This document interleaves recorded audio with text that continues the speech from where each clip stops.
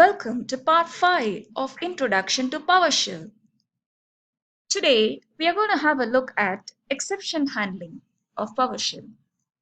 What is exception handling?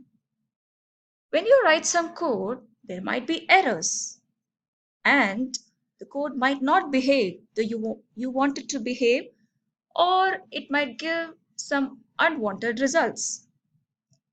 So PowerShell provides various techniques of catching errors. So if you are a developer, you already know by now that you can use the try catch block to catch the error.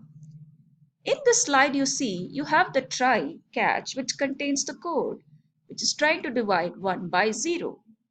In PowerShell you can catch that error using the error divide by 0 exception. And if that error is caught, it will display divide by 0 exception as shown with the help of the right host statement.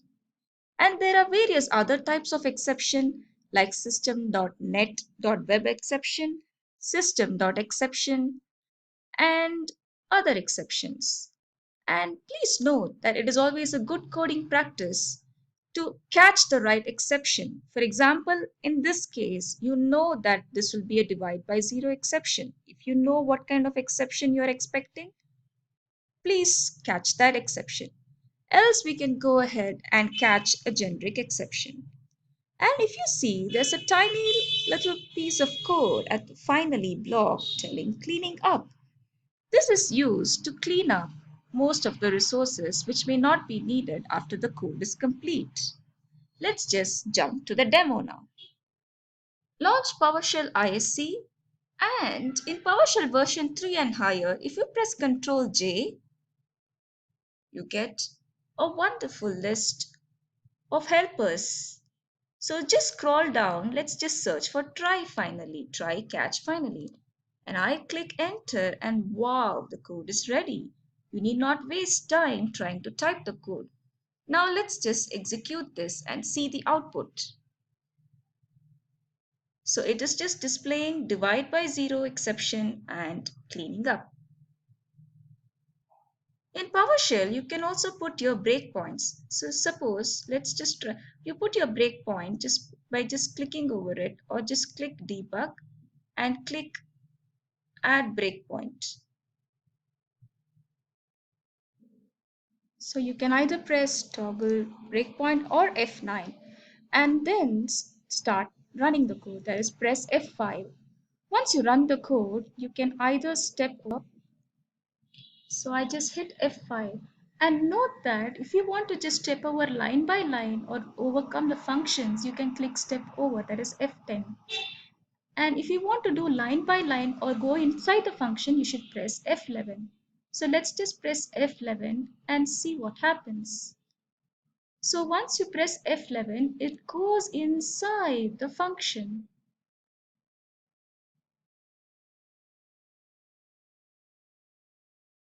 And it finally, let's just step out.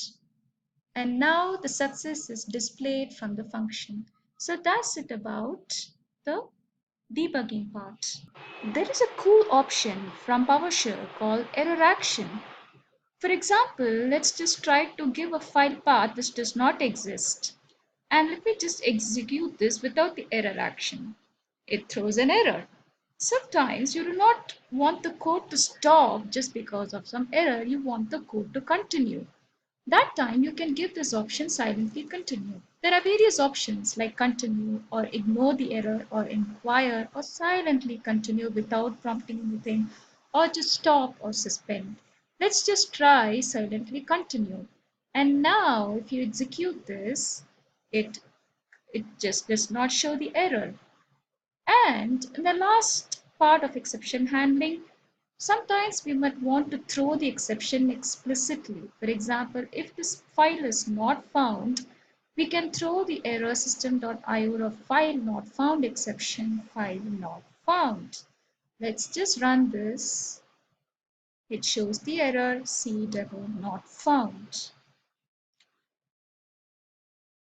Another exception is the system.net.web exception.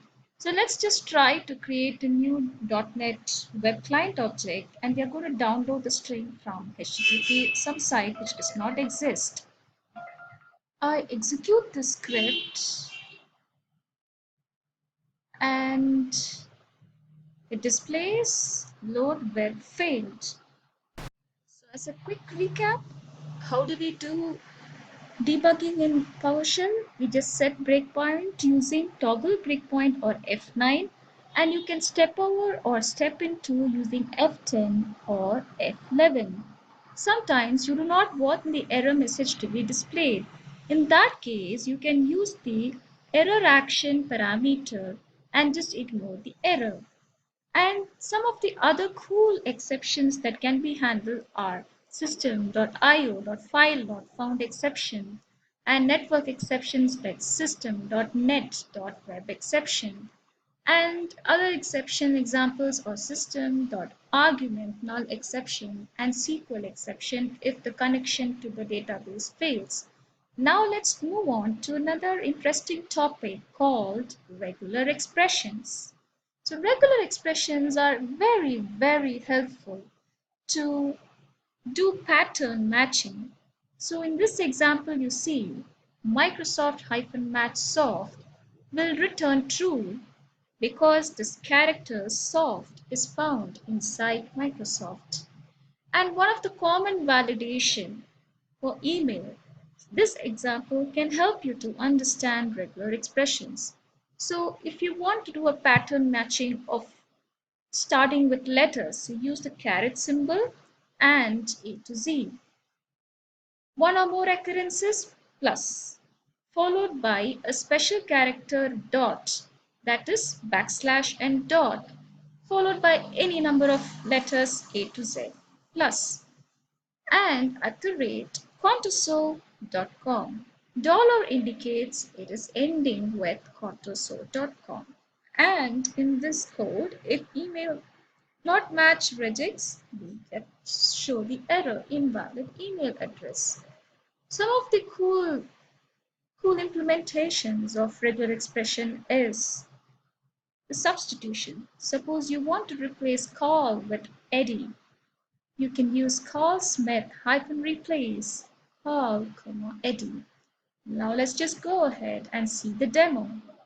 So let's just run this Microsoft-Match soft. Wow, it returns true as expected. Now let's just try the regular expression. I've deliberately not given the dot form. And let's just run this. Cool, it throws the error, that invalid email address. Let's just try .sharepoint at contoso.com. Now if you run this, cool, it works, no error.